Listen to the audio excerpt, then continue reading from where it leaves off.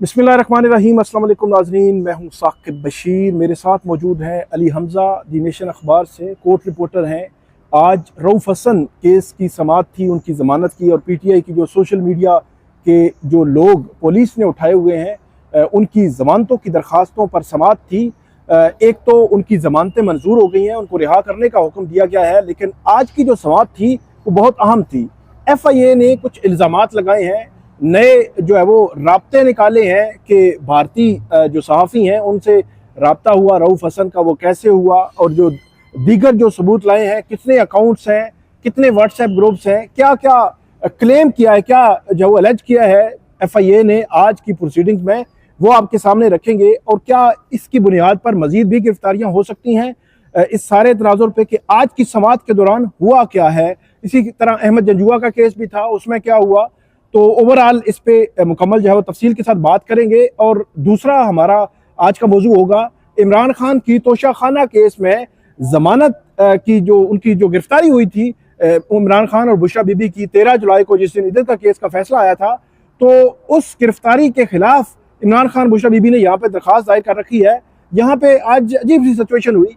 दो उनकी इस्तदाएं हैं, एक तो गिरफ्तारियों के खिलाफ, और दूसरी उनकी इस्तदा ये है कि उनकी एक केस में रिहाई होती है, दूसरे में गिरफ्तारी, दूसरे में रिहाई होती है, तीसरे में गिरफ्तारी, तीसरे में रिहाई होती है तो चौथे में गिरफ्तारी। तो ये सिलसिला रुक नहीं रहा। तो अब हाई कोर्ट जो है वो इसको रोके, ये बुनियादी पॉइंट है उनका। इस पे आज समाअत हुई और जो वकील थे वो तैयारी में नहीं थे। अदालत ने थोड़ा सा भरमी का इजहार भी किया कि आप जो है वो तैयारी करके क्यों नहीं आए। बहरहाल उस पर जो तफसीलात हैं वो आपके सामने दूसरे सेगमेंट जो है वो दूसरे पोर्शन में रखेंगे। शुरू करते हैं हम रऊफ़ हसन के केस से। आज रऊफ़ हसन के केस में दीगर जो मुल्ज़मान उनकी दरख्वास्त ज़मानत पर समाअत थी। तो अली हमज़ा, क्या हुआ आज की जो समाअत है? एक तो पहले बताएं कि कितने लोगों की ज़मानतें थीं और वो कौन कौन है, और फिर समाअत में क्या हुआ। थैंक यू साकिब भाई। सबसे पहले तो इस केस के अंदर जो थे टोटल 14 लोग थे, जिनके अंदर से जो खवातीन थी उनको पहले ही वो कर दिया गया था, उनको जो है वो बेल दे दी गई थी। उसके बाद जो अभी केस था वो 10 लोगों का था, इंक्लूडिंग रऊफ़ हसन। उसके अंदर एक लियाकत साहब है जो बाद में ज़िमनी में आए थे, वो भी शामिल थे। तो खैर आज कमरा अदालत के अंदर जब इनके तो 9 लोग कौन है रऊफ़ हसन के अलावा? 9 लोग जो है वो PTI ये जो सेंट्रल सेक्रेटरिएट है इसके अंदर जो लोग काम करते थे वो आए। इसके अंदर आज एडवोकेट अली बुखारी ने अदालत में बताया इसके अंदर गार्डनर भी है, अच्छा जी, और ऑफिस बॉय भी हैं, अच्छा। और जो किचन का काम करते हैं वो भी हैं, और जो टाइपिस्ट और छोटे मोटे इस तरह काम करते हैं वो लोग भी इसके अंदर शामिल हैं। तो उनके जो आज बेसिकली जब उन्होंने आर्गूमेंट शुरू किए तो उन्होंने कहा रऊफ़ हसन को 1 मिनट के लिए साइड पे रख दें और अहमद वकास को भी। पहले इनके ऊपर आ जाते हैं कि ये तनख्वाहदार लोग हैं, ये सैलरी के ऊपर काम करते हैं, इनका इन चीज़ों के साथ क्या लेना देना है। इनको तो जो कहा जाता है, जो टाइपिस्ट है उसने टाइप करना है जो चीज़ें हैं, क्योंकि इन्होंने पहले भी बताया था कि जब छापा मारा गया था तो इनके तो वाटर चिलर तक लेकर चले गए थे वहाँ से। तो इन लोगों के बारे में उन्होंने अपने दलाइल दिए, फिर उन्होंने तफसीली दलाइल दिए सेक्शन 9, 10 और 11 जो है पीका एक्ट 2016 की। उसके अंदर उन्होंने बेसिकली 2 जो है जजमेंट्स हैं, इस्लामाबाद हाई कोर्ट की एक जजमेंट है जस्टिस बाबर सत्तार की, उसके बारे में उन्होंने बड़ा तफसीली दलाइल दिए कि उस जजमेंट में जस्टिस बाबर सत्तार ने कहा बेल दे दी थी एक शख्स को इन तीनों ऑफेंसेस के ऊपर।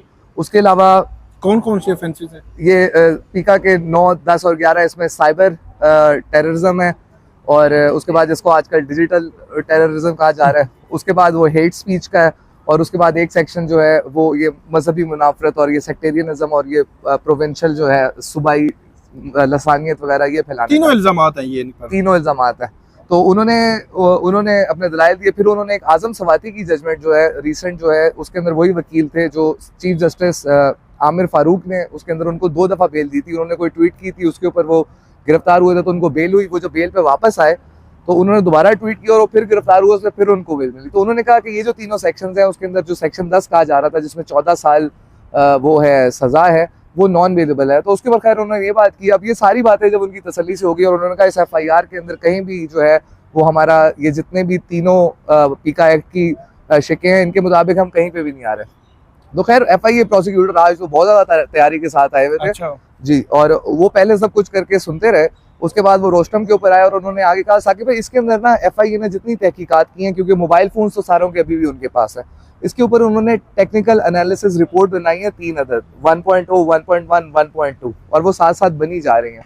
तो उसके अंदर वो स्क्रीनशॉट्स वगैरह ले रहे हैं। तो आगे उस चल के उसके अंदर उन्होंने बताते हैं कि एक भारतीय सहाफ़ी हैं करण थापड़, उनके साथ जो है इनके राब्ते थे और इन्होंने रऊफ हसन साहब के, रऊफ हसन के राब्ते थे और उन्होंने कमरा अदालत में व्हाट्सएप स्क्रीनशॉट दिखाया जज साहब को, जिसमें उन्होंने कहा हुआ था कि this nation is ripe for a bloody revolution, यानी कि ये जो पाकिस्तान का मुल्क है ये पक गया है उसके एक खूनी इनकलाब। उन्होंने कहा ये ट्वीट करने के बाद देखा गया कि नहीं, उन्होंने उनको व्हाट्सएप किया हुआ था जी।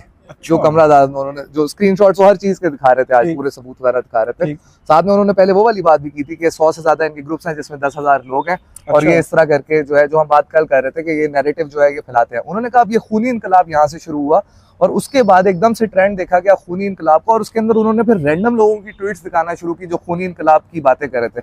इसके अंदर देखें जो सेक्शंस थे इनके अंदर एंटी स्टेट एक्टिविटीज और पोस्ट और जो पाकिस्तान के स्टेट इंस्टीट्यूशंस हैं उनके खिलाफ करने के भी चार्जेस इसी के अंदर आते हैं। तो उन्होंने दिखाया, एक तो ये बात हुई, फिर उन्होंने एक और स्क्रीनशॉट दिखाया जिसके अंदर वो फरहत खालिद हैं, कोई खातून उसी पीटीआई के सेक्रेटरिएट में होती हैं, उनको उन्होंने चैट का दिखाया जिसके अंदर एक तस्वीर थी याया खान की और शेख मुजीबुर रहमान की, और उस पर लिखा था गद्दार कौन।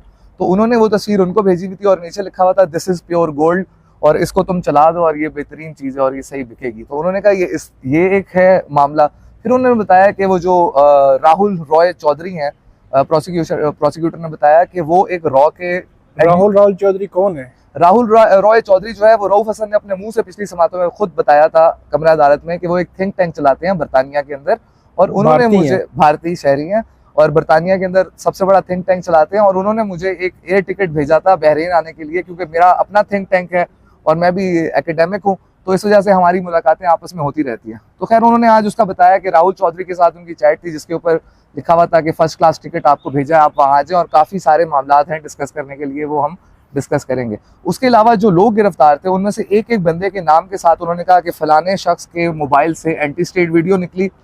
उसके अलावा एक हमारे जर्नलिस्ट हैं सदीक जान साहब, उनका एक ट्वीट शेयर किया गया जिसपे उन्होंने लिखा हुआ था कि कुछ था इस तरह का कि कच्चे के डाकुओं को कोई क्यों नहीं पकड़ता।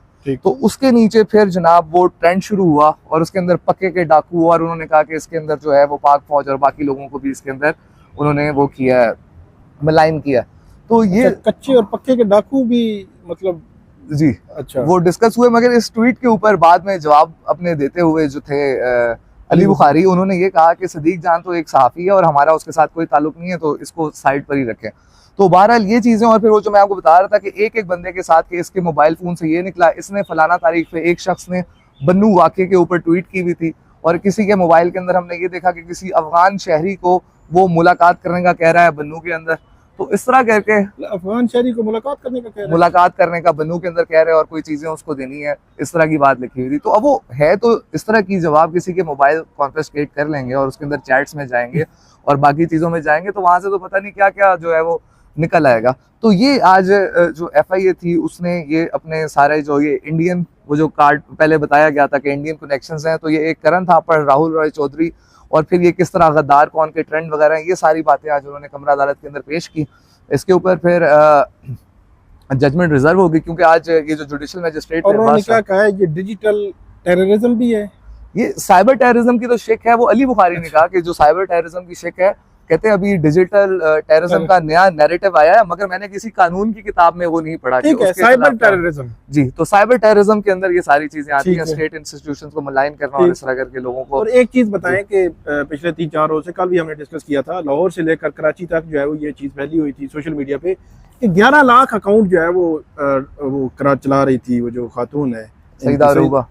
तो वो आज फिर बात हुई, आज तो बड़ी तफसील के साथ, मतलब आज तो उन्होंने खोला पूरा केस, तो आज बात हुई नहीं, वो बात आज नहीं हुई, बल्कि आज तो सईदा अरूबा का कोई जिक्र भी नहीं हुआ वहाँ पे। अकाउंट्स की बात हुई कि बड़े पैमाने पर आज वही अकाउंट जो हमने आपके प्रोग्राम में भी रिपोर्ट किया था और पहले भी बताया है कि 100 से ज्यादा ग्रुप्स है जिसके अंदर 10,000 मेंबर्स हैं बस। तो फिर इसका मतलब ये हुआ कि जो लोग 11 लाख अकाउंट, हमने कल भी एक बात ये की थी कि 11 लाख क्या 11 करोड़ भी आप कहें, अगर वो कह दे FIA तो रिपोर्ट हम कर देंगे, लेकिन बात वही है कि फैक्ट्स रिपोर्ट जब कर रहे होते हैं, जब लोग ग्राउंड पे मौजूद हैं, जो कोर्ट के सामने मौजूद है, वहाँ ना FIA कह रही है, ना तफ्तीशी अफसर कह रहा है, ना जो है कोई और प्रोसिक्यूटर कह रहा है, ना मुलजम कह रहा है, ना वकील कह रहा है मुलजमों का, ना जज लिख रहा है कि ये चीज़ जो है वो रिकॉर्ड में मौजूद है। लेकिन मैं हैरान हूँ, पिछले 5 रोज में मुख्तलिफ बड़े जो है वो जर्नलिस्ट भी उसमें और लोगों ने लिखा कि 11 लाख अकाउंट। वो जो बात हुई है वो बहरहाल रिकॉर्ड पे है। 10,000 अकाउंट्स भी मैटर करते हैं। 10,000 अकाउंट्स, मतलब 1,000 आप समझे, 100 फिर 1000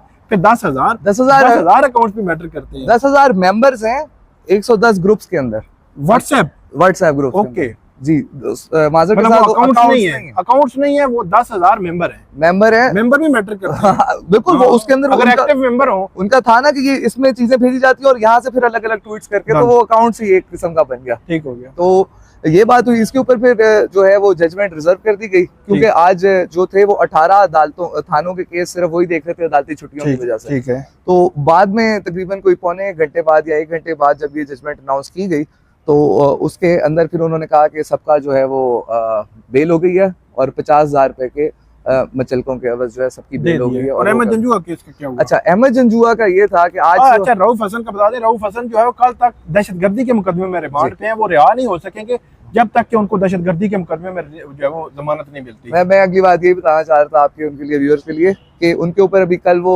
फिजिकल रिमांड के अंदर दोबारा लेकर आएंगे, आगे वो मांगेंगे फिजिकल या जुडिशियल हो जाएगा उनका। और अहमद वकास जंजुआ जो है उनकी आज एक बेल एप्लीकेशन लगी हुई थी CTD वाले केस के अंदर, और उसके अंदर ये हुआ कि आज प्रोसिक्यूटर की नहीं आ सके, वो छुट्टी पर थे, जिसकी वजह से वो भी कल के लिए चलेगी। और साथ में जो ये FIA वाला मुकदमा है जिसमें आज उनकी बेल हुई है, उस मुकदमे के अंदर भी आज उन्होंने अप्लाई किया। तो पहले तो आज के लिए लिस्ट होगी, मगर जज साहब ने कहा कि हम नोटिस भेज रहे हैं सुबह के लिए, तो इसको भी सुबह को रखेंगे। ठीक है। तो कल अहमद जंजुआ की 2 बेल एप्लीकेशंस हैं और उनको प्रोड्यूस किया जाएगा हसन रऊफ साहब को उसके अंदर फिजिकल रिमांड के बाद। मगर ये जो बाकी 9 वर्कर्स हैं, इनकी हद तक और कोई केस नहीं है और ये सारे रिहा हो जाएंगे। बहुत शुक्रिया अली हमजा ने बड़ी तफसील के साथ हमें बताया कि रऊफ हसन और PTI के सोशल मीडिया वर्कर्स के हवाले से जो केसेस हैं उनमें वो कैसे आगे बढ़ रहे हैं और क्या हुआ आज कमरा अदालत में, क्या हुआ है मुख्तलिफ केसेस में। अब बात करते हैं हम तोशा खाना केस की। तोशा खाना का केस जो है वो बड़ा इंपॉर्टेंट है। इमरान खान के खिलाफ जो है वो जो तकरीबन 4 केसेस में उनका ट्रायल मुकम्मल हुआ, उनको सजा हो चुकी। अब जो है वो आगे बढ़ रही हैं चीज़ें। 190 मिलियन पाउंड और तोशा खाना केस जो है, अब तोशा खाना 2 है। ये पहले इलेक्शन कमीशन, फिर तोशा खाना 1 नैब और अब तोशा खाना 2। आज इस तोशा खाना 2 में जो गिरफ्तारी हुई इमरान खान की उसके खिलाफ, और उनकी गिरफ्तारियां हो रही हैं, बार बार गिरफ्तारी होती है, उसको रोकने के लिए दरख्वास्त थी जस्टिस मियां गुल हसन औरंगजेब और जस्टिस अरबाब मोहम्मद ताहिर ने उस पर आज समाअत की। आज की जब समाअत शुरू हुई तो समाअत के शुरू में, समाअत से पहले मैंने देखा कि PTI के जो वकला थे, उनके जो सलमान सफदर हैं वो जो है वो नजर नहीं आए, लेकिन जो इंतजार पजोता हैं, जब केस कॉल हुआ तो इंतजार पजोता रोस्टम पे आए और उन्होंने इस पर बात करना शुरू की। इंतजार पजोता ने यहाँ पर अदालत के सामने जब वो शुरू किया, अदालत के सामने अपने आर्गूमेंट शुरू किए और उन्होंने अदालत को ये कहा कि इमरान खान को गिरफ्तार किया गया तोशा खाना 2 केस में, और इस केस में इमरान खान जो है वो उनकी गिरफ्तारी जो है वो नहीं बनती थी, और उनकी जानिब से कहा गया कि गिरफ्तारी के बाद रिमांड आर्डर जो है वो भी रिकॉर्ड पे मौजूद है और पहले तोशा खाना में सजा हो चुकी है, इस पर अब नया केस या वो बना दिया गया है, ये कहा उन्होंने। और उसके बाद इमरान खान के खिलाफ जो पुराना, मतलब जो नैब का तोशा खाना 1 है, उसमें जो चार्जशीट थी वो पड़ी गई, क्योंकि गिफ्ट का केस है। तो PTI के जो वकला थे उनका ये मौकफ है कि गिफ्ट में जो तोशा खाना 1 था, उसी में जो गिफ्ट का केस था उसको वो जो है वो उसी पे दूसरा केस बना दिया गया है। तो इस पर उन्होंने चार्जशीट अदालत के सामने रखी। तो इस पर इंतजार पंजोता जो है उन्होंने ये भी कहा कि 8 अगस्त तक अदालत ने 10 दिन का रिमांड जो है वो दे रखा है इस केस में, और ये भी उन्होंने कहा कि इमरान खान और बुशरा बीबी ने जेल से ही तफ्तीश ज्वाइन की है। यहाँ पर जब जस्टिस मियां गुल हसन औरंगजेब ने ये पूछा कि ये लिखा हुआ है कि इमरान खान और बुशरा बीबी ने जो तफ्तीश है, जो इन्वेस्टिगेशन है वो ज्वाइन नहीं की, उनको कॉल अप नोटिस भेजते रहे, अगरचे इस दौरान इमरान खान और बुशरा बीबी जेल में ही थे। अब ये देखने वाली बात है कि क्या जेल में रहते हुए भी को जो नैब है उनको कोई मसला जो है वो हुआ हो, मसला हो सकता है कि वो जो है वो ज्वाइन ना करें। बहरहाल ये अदालत ने कहा कि उन्होंने लिखा हुआ है। उसके बाद जब ये बात होना शुरू हुई कि ये गिफ्ट का केस जो है वो वही केस है जो पहले हो चुका है, तो इस पर जस्टिस मियां गुल हसन औरंगजेब ने कहा कि पहला केस ग्राफ ज्वेलरी सेट की हद तक था और पहले केस में भी आपने सेट पेश नहीं किया और अब भी आपका मौकफ यही है। जस्टिस मियां गुल हसन औरंगजेब ने यह कहा और अदालत ने यह कहा कि स्टेट ने इसमें मौकफ इख्तियार किया है कि सजा मुअत्तल कर दी जाए, कोई हर्ज नहीं। वो जो केस था तोशा खाना 1 का 31 जनवरी को जिसमें सजा हुई थी, उसमें जो अमजद परवेज प्रोसिक्यूटर थे वो आए थे अदालत के सामने, तो उन्होंने ये कहा था कि अगर उनकी सजा जो है वो इमरान खान की मुअत्तल कर दी जाए, 14 साल सजा थी, तो इस पर जो है वो सजा जो है वो मुअत्तल कर दी गई थी अदालत की जानिब से। तो उसका हवाला दिया उस तोशाखाना 1 केस का अदालत ने यहाँ पर, और यह भी कहा कि अदालत ने पूछा प्रोसिक्यूशन का जो कहना है कि आप शामिल तफ्तीश नहीं हुए, क्या यह दुरुस्त है? यहाँ पर इंतजार बंजोता ने कहा कि इमरान खान शामिल तफ्तीश हुए हैं। इसका मतलब यह है कि नैब का मौक़िफ़ मुख्तलिफ, इमरान खान के वकला का मौक़िफ़ मुख्तलिफ है। तो यहाँ पर अजहर सदीक, यहाँ पर जब अदालत की जानिब से कुछ सवालात पूछे जा रहे थे, और ख़ास तौर पर जो उनकी गिरफ्तारियाँ हैं मुख्तलिफ केसेस में, एक केस में गिरफ्तारी, दूसरे में जो है वो पहले केस में रिहाई, तो फिर दूसरे में गिरफ्तारी, दूसरे में रिहाई, तीसरे में गिरफ्तारी, ये जो गिरफ्तारियों का तसलसल है, इसको टूटने के लिए, रोकने के लिए गिरफ्तारियाँ के आइंदा जो है वो अगर इमरान खान किसी केस से जो है वो उनको जमानत हो तो वो उनको रोका ना जाए, अदालत को जो है वो उसमें मशरूत कर दे उसको। तो उससे मुतल्लिक अदालत ने जब ये कहा कि उसके हवाले से आप कोई जजमेंट्स के हवाले दें, तो उस वक्त ये पता चला कि जो क्योंकि सीनियर वकील जो है सलमान सफदर वो मौजूद नहीं थे, इंतजार बंजोता जो है वो मौजूद थे, लेकिन अदालत ने फिर ये कहा कि जो है वो तैयारी कहा कि आप तैयारी करके आएँ। और डेफिनेटली असल में जो मेन केस जो है वो आर्गू करना है सलमान सफदर ने, वहाँ पर फिर जस्टिस मियां गुल हसन औरंगजेब ने अजहर सदीक एडवोकेट से मुखातब होते हुए मुकालमे में ये कहा, आप हमें जो आपने सिखाया है, सबक सिखाया है कि पहले दिन तैयारी जो है वो करके आएँ, पहले दिन तैयारी करके अदालत के सामने पेश हों। और उन्होंने ये कहा कि आप आइंदा जो है वो जब समाअत होगी तो पूरी तैयारी करके आएँ। और ये भी अदालत ने बड़ी अहम ऑब्जर्वेशन दी, गैर मामूली ऑब्जर्वेशन दी, कि अगर नैब ने आकर यह कह दिया कि आप शामिल तफ्तीश नहीं हुए तो आपकी दरख्वास्त जो है वो हम खारिज कर देंगे। लेकिन जस्टिस अरबाब मोहम्मद ताहिर ने यह बात की कि आप अपनी जो प्रेयर, 2 किस्म की प्रेयर्स हैं, एक तो गिरफ्तारी के खिलाफ और दूसरी आपकी प्रेयर ये है कि आपको मुख्तलिफ केसेस में एक वो जो गिरफ्तारी वाला मामला है वो रोकने के लिए आप उस अपनी प्रेयर को उस हद तक भी रखें। इस पर जो है वो अदालत की जानिब से जब ये कहा गया, उसके बाद अदालत ने यह कहा कि आइंदा आप तैयारी करके आएँ, एक बात। दूसरा, नैब को नोटिस जारी कर दिए, आइंदा जुमरात तक नोटिस जारी किए गए हैं। और तीसरा, अदालत ने ये हवाला दिया जो केसेस हैं कि एक ही मुलज़म के खिलाफ बड़ी तादाद में जब केसेस हो जाते हैं तो उसका जो फेट डिसाइड हुआ है, जजमेंट्स मौजूद हैं, उसके हवाले मौजूद हैं। इस्लामाबाद हाई कोर्ट की जजमेंट है एक शेख रशीद के केस में, एक अली वजीर के केस में, एक जो है वो लाहौर हाई कोर्ट की जजमेंट है। उस जजमेंट का हवाला भी दिया जस्टिस मियां गुल हसन औरंगजेब ने, और उन्होंने ये कहा कि नैब अब हमें आके असिस्ट करे इस हवाले से। अब इस केस की समाअत जो है वो आइंदा जुमरात तक मुलतवी कर दी गई है। जुमरात को नैब और दीगर जो अफ्रीकैन आएंगे, इस पे आर्गू करेंगे, बताएंगे अदालत को, और फिर केस का मामला जो है आगे बढ़ेगा। लेकिन अदालत ने यह कहा है कि आइंदा तैयारी करके आए। तो ये आज की हमारी जो है वो वीडियो थी। उम्मीद है आपको वीडियो पसंद आएगी। इस पे हमें फीडबैक दीजिएगा। अल्लाह हाफिज़।